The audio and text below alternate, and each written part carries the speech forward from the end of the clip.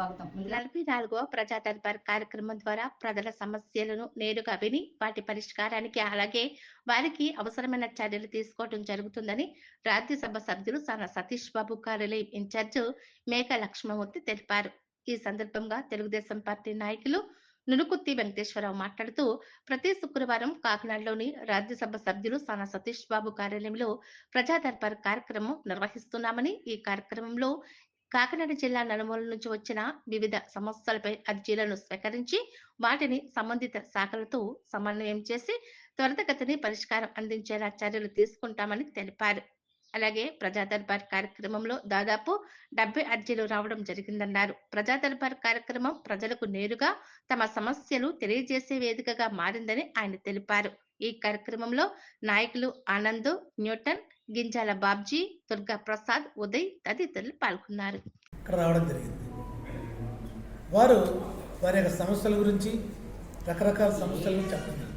ఇందులో ఇళ్ల స్థలాల గురించి, ఇల్లు గురించి, అలాగే మౌలిక సదుపాయాల గురించి, ఎక్కువగా అన్ఎంప్లాయ్మెంట్ ఏదో రకంగా ఎక్కడో దగ్గర ఏదో కల్పించండి ఉద్యోగం అనే దాని మీద రావడం జరుగుతుంది. మరి అంతేకాదు సీఎం రిలీఫ్ ఫండ్ కూడా అప్లికేషన్ ఇవ్వడం జరిగింది. ఇందులో ఎక్కువగా వచ్చి ఇవన్నీ కూడా సీఎం రిలీఫ్ ఫండ్ వస్తుంది. చాలామంది ఏంటంటే వైద్యం చేయించుకుంటున్నారు.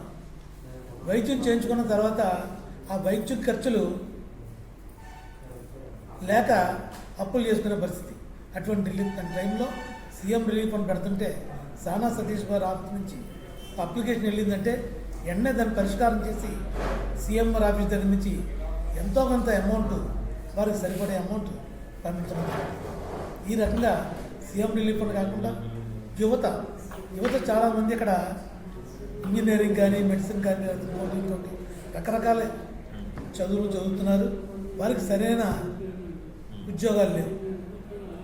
ఎక్కడి నుంచి అమెరికా వెళ్ళాలంటే వాళ్ళకి డబ్బులు లేవు.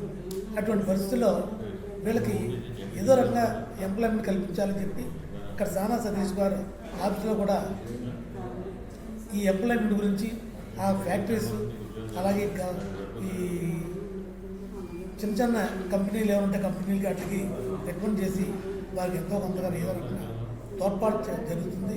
మరి అంతేకాదు ఇళ్ల స్థలాలు ఉన్నాయి. గత ప్రభుత్వంలో ఇళ్ల స్థలాలు అనేది ఒక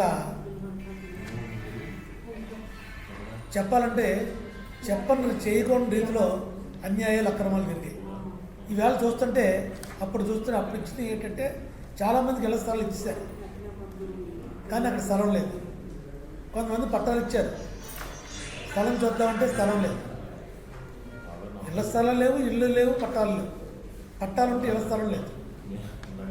ఇళ్ల స్థలం ఉంది కదా అని చెప్పి వెళ్తుంటే అక్కడ ఇంకోటి బాగేసి కూర్చున్నాడు. ఈ రకంగా ఒక వ్యక్తుల మధ్య గొడవలు పెట్టి పరిస్థితి వేళ ఏర్పడింది. మరి దీని మీద కూడా మన గవర్నమెంట్ పూర్తిగా చర్య తీసుకోవాలి. గత ప్రభుత్వంలో ఎన్ని ఇచ్చారు, ఎంతమంది ఆక్రమించుకున్నారు, ఎంతమంది స్వాధీనంలో ఉన్నారు, ఎంతమంది కట్టుకోవాలి. అలాగే ఇళ్ల స్థలాల గురించే కాకుండా ఈ హౌసింగ్ బోర్డు ఉంది. హౌసింగ్ బోర్డు దగ్గర నుంచి రూరల్ సంస్థ ఉంది. అదేంటంటే పండూరు అనే ఊరుంది. ఆ ఊరిలో ఇళ్ల స్థలంలో ఇల్లు కడదామంటే 1,50,000, 1,60,000 రూపాయలు. అదే కొంతమందికి ఏం చేస్తున్నారంటే టౌన్ నుంచి పండూరు షిఫ్ట్ చేస్తున్నారు, పండూరుకు వస్తున్నారు టౌన్ నుంచి. వాళ్ళకి అక్కడ ఏంటంటే 2,50,000, 2,60,000. టౌన్ నుంచి వచ్చే వాళ్ళకేమో 2,60,000 రూపాయలు. రూరల్లో ఉండి రూరల్లో కట్టుకుని అదే గ్రామంలో ఉన్న వాళ్ళకేమో 1,50,000. ఈ వ్యత్యాసం కూడా సరిచేయాలని చెప్పి కోరుకుంటున్నాం. మరి ఇంతేకాదు రకరకాల సమస్యలు, ఈ సమస్యలన్నీ కూడా చాలా వరకు సానా సతీష్ గారు అర్జీల ద్వారా ఇవ్వడం జరుగుతుంది. అందులో చాలామంది చాలా అర్జీలన్నీ కూడా